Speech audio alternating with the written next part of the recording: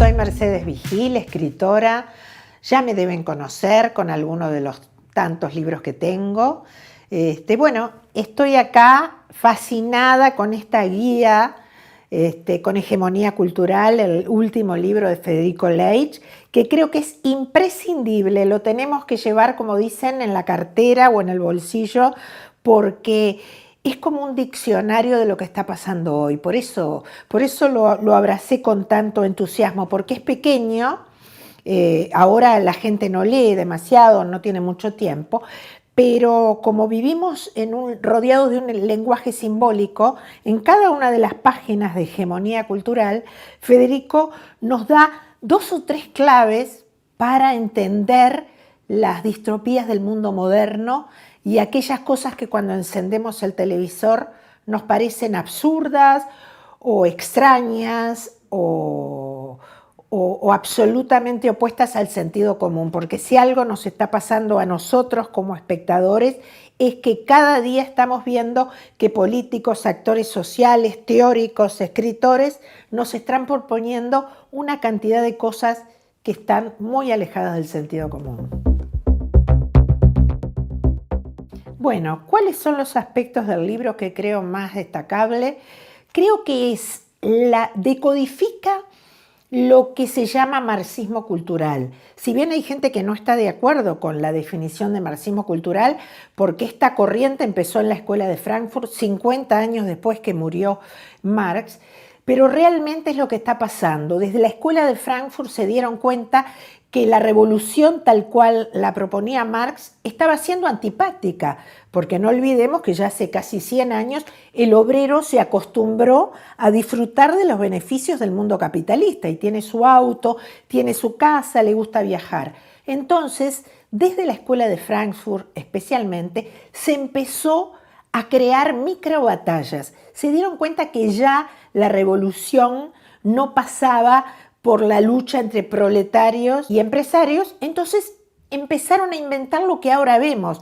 No es casual que uno prenda la tele y ve que de pronto en Alaska están peleando los ambientalistas y de pronto están en España los veganos y en otro lado los grupos feministas y en otro lado los grupos LGTB y en Centroamérica los indigenistas. Son pequeñas micro batallas que se alientan desde el grupo de poder y se financian increíblemente desde las mismas fundaciones.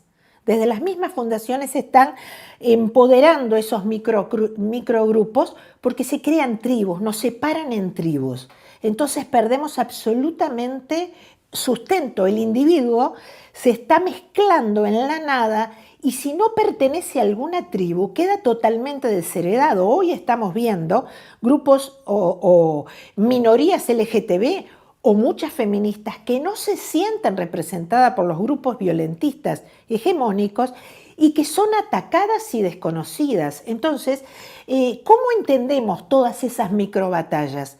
A través de libros que, como el de Federico, nos expliquen el lenguaje simbólico que cada una de esas guerras que tiene como hilo conductor, sin lugar a dudas, el marxismo cultural, que se ha sentado en organismos internacionales, se ha centrado en gobiernos occidentales y que lo impregna todo. Entonces, es fundamental que leamos y que aprendamos a decodificar lo que se nos está queriendo hacer creer desde un lenguaje simbólico que no todo el mundo y no en todas las oportunidades somos capaces de decodificar.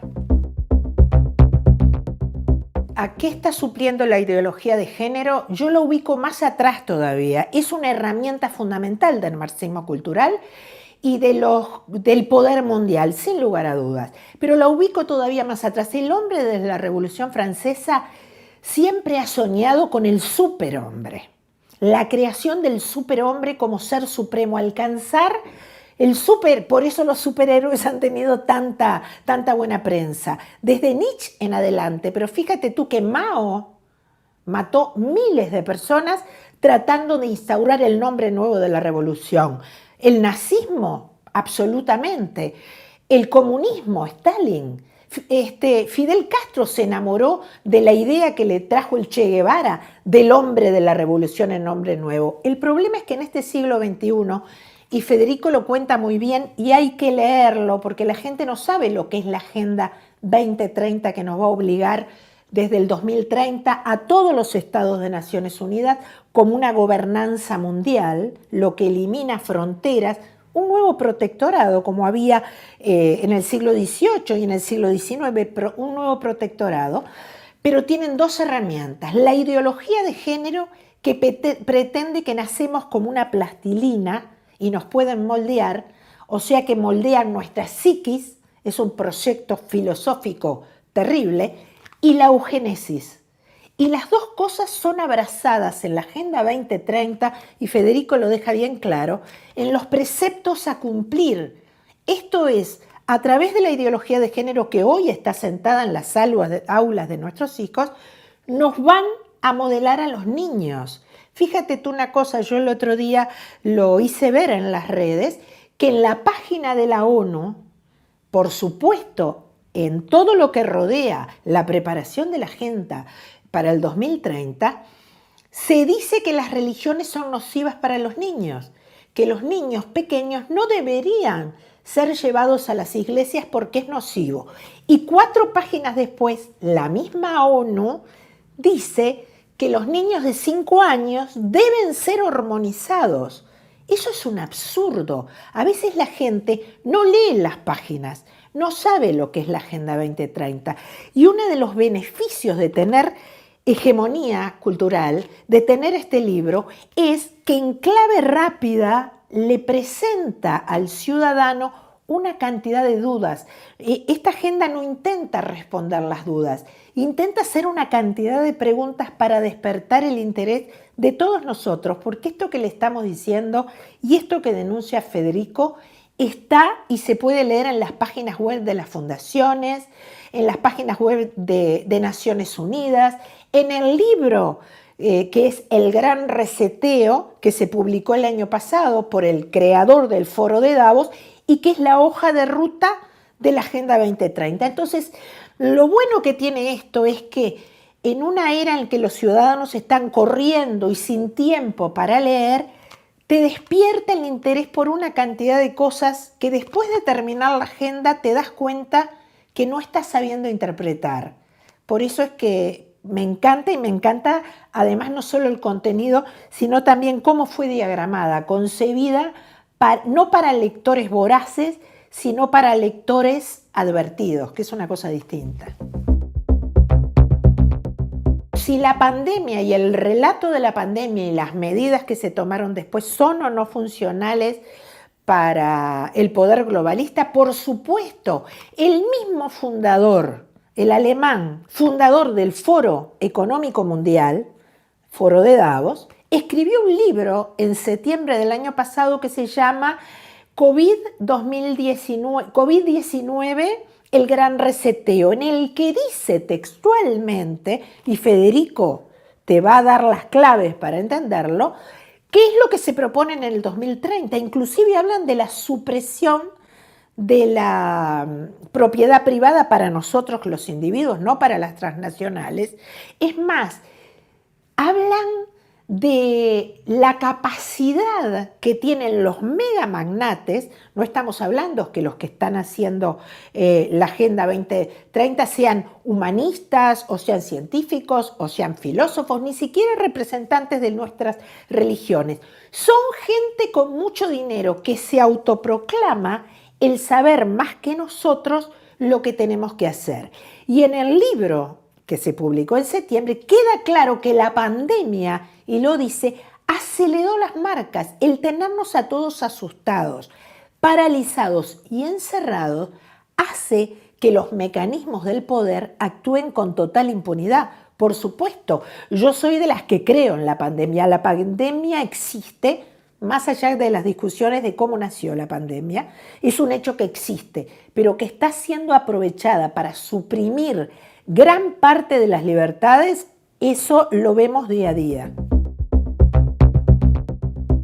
Una de las cosas que Federico hace es explicarnos que el marxismo cultural no es, como mucha gente todavía sigue creyendo, un resabio de un rincón de la izquierda. El marxismo cultural se sentó en las universidades, se sentó en los liceos y es transversal.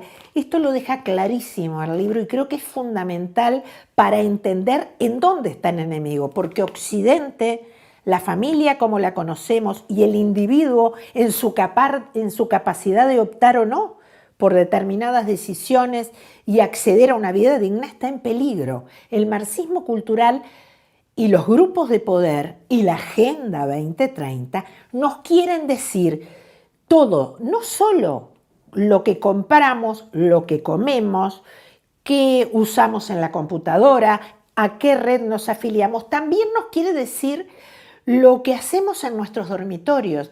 Hay una frase que se acuñó en los 60 y que aparece en todas las manifestaciones feministas o de grupos LGTB, que dice: lo personal es político. Eso es el mayor error y la sentencia de muerte de la sociedad tal como conocemos, occidental y cristiana. Y cuando digo la sociedad occidental y cristiana me estoy refiriendo a la cultura occidental, que tiene una fuerte influencia desde el cristianismo y desde el judaísmo. Cuando dicen lo personal es público, están sacando nuestra intimidad y están hipersexualizando ya a los niños. Fíjate tú que uno de los grandes problemas de la educación sexual integral y de los libritos que hoy rigen en Uruguay, en Argentina, en México, en España, es que hipersexualizan a los niños de 5 años.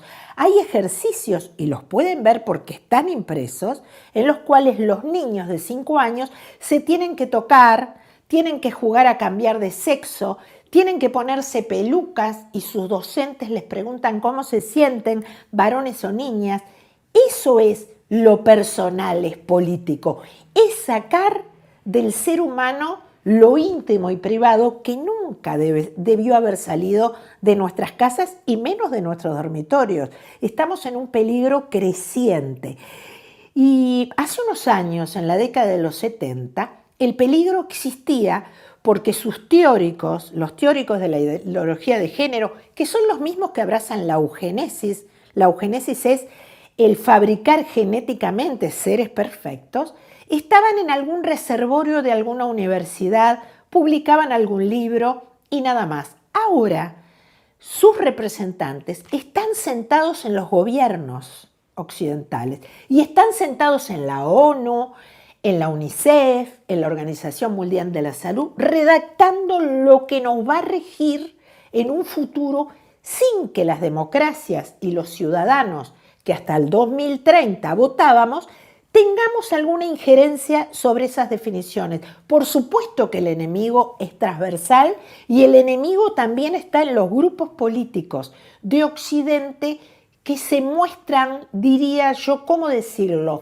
Se muestran impúdicamente serviciales ante el poder global. No nos están defendiendo, están siendo, vuelvo a repetirlo, impúdicamente funcionales al poder. Y es terrible.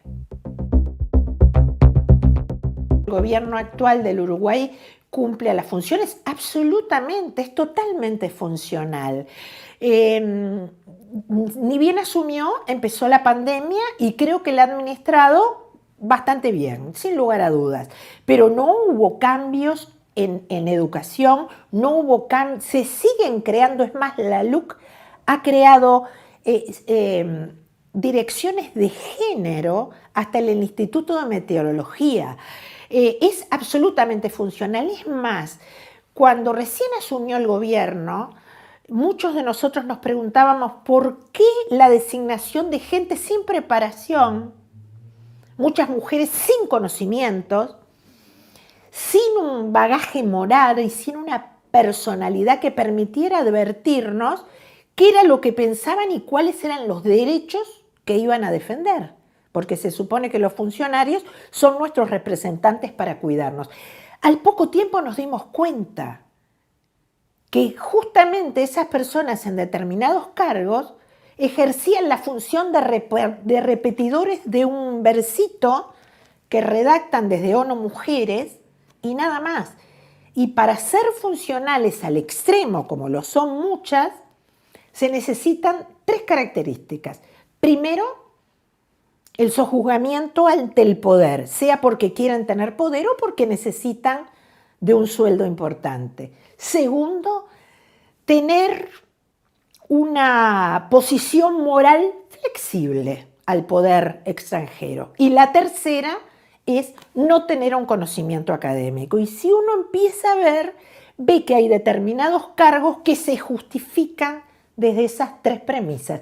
Son personas, muchas mujeres, que dicen representarnos, que hablan de inclusividad y de género y en definitiva no les da ni la capacidad moral ni la capacidad intelectual para estudiar y sentar alguna base en defensa de ciudadanos que estamos quedando absolutamente indefensos, valga el juego de palabras.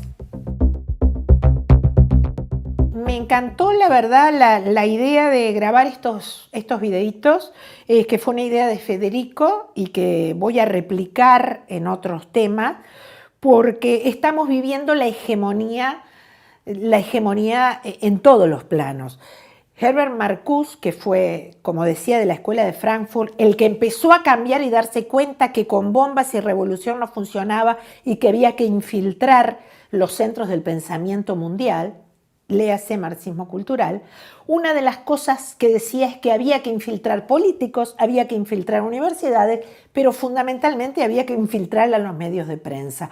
Hoy organismos internacionales, léase la Fundación Soros, léase la Fundación Rockefeller, tienen proyectos y programas, y en sus páginas web los dicen, en los cuales financian a los principales medios de comunicación. En este caso, hay un proyecto de la Universidad de Columbia que se llama Las Transnacionales de la Fe y habla de medios latinoamericanos, pero se da en todo Occidente, con lo cual libros como este, que abren los ojos y hacen pensar a la gente, son prácticamente excluidos. Es más, en el diario El País, que es uno de los financiados por las Transnacionales de la Fe, a su autor, Federico Ley, le hicieron una entrevista en la cual, en la segunda pregunta, le dicen: ¿tú te opones a la hegemonía de género?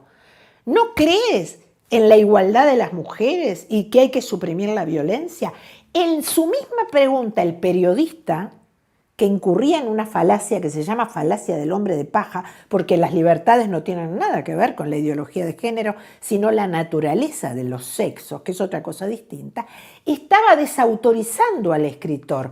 Por eso, cuando surgió la idea de grabar estos videitos, creo que la tormenta perfecta que va a hacer caer este orden establecido que va hacia las ideologías que están en contra de la ciencia y que nos van a esclavizar, creo que va a surgir desde las redes.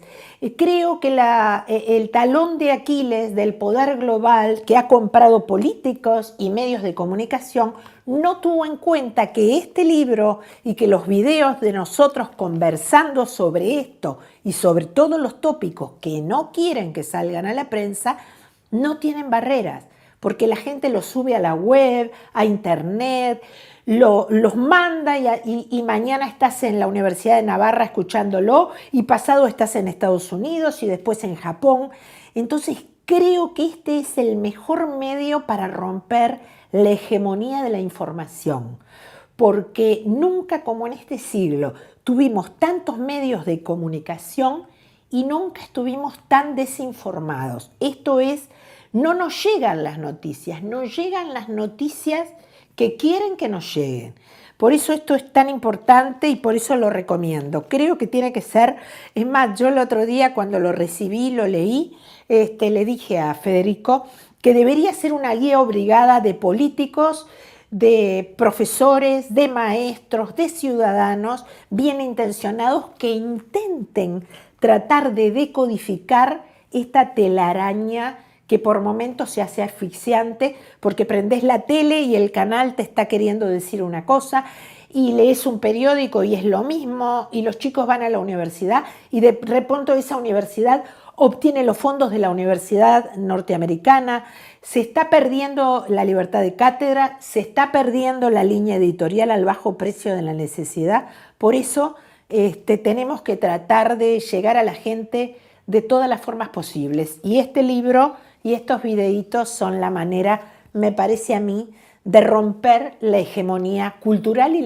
la hegemonía de la información, que es lo más peligroso que estamos padeciendo. Donald Trump fue quizás el único presidente de la actualidad que no aceptó la agenda de género y que impuso el beneficio de sus ciudadanos antes del beneficio de la agenda global, ¿no? Pero fíjate tú una cosa, que no es casual que en el foro de Davos, que es un foro en el que se invita a políticos, además de magnates, pero que las decisiones son tomadas por los magnates en un pequeño foro a puertas cerradas, que es el grupo Bilderberg, estén sentados el dueño de Amazon, el dueño de Google, el dueño de Facebook, el dueño de Twitter. Digo, no es una conspiración porque lo pueden ver y porque está colgado y porque está avanzando. Ya es innegable cómo están avanzando en su poder. Pero nos están eliminando el poder de los gobiernos, están eliminando las fronteras. Tienen el poder, y lo vimos con Donald Trump, de voltear presidentes y de voltear democracias con una enorme facilidad. Es terrible. Fíjate tú que están cambiando a través de la educación sexual integral, están cambiando la educación de los más pequeños. Tienen un poder enorme. Sin lugar a dudas, todo tiene que ver con todo. Esta agenda, como le llamo yo, me permitió a mí y le va a permitir a todos ustedes enhebrar. Uno ve cuentas que brillan, son como perlas que te rompen los ojos. El problema de Estados Unidos, la ideología de género, el problema de la ocupación de tierras en los países, el problema de la eliminación de las fronteras, el problema de la hormonización en niños y el gran ataque a la Iglesia Católica como es ya desembosados. Y uno lo ve como cuentas. Pero cuando uno lee libros como el de Federico, arma el collar. Todos son hojas del mismo libro. Y lamentablemente, si no empezamos a viralizar libros como estos videos, no para hacerte pensar a ti de otra forma, sino para que tú vayas a buscar en las redes lo que rompe los ojos, creo que esa es el talón de Aquiles del poder globalista.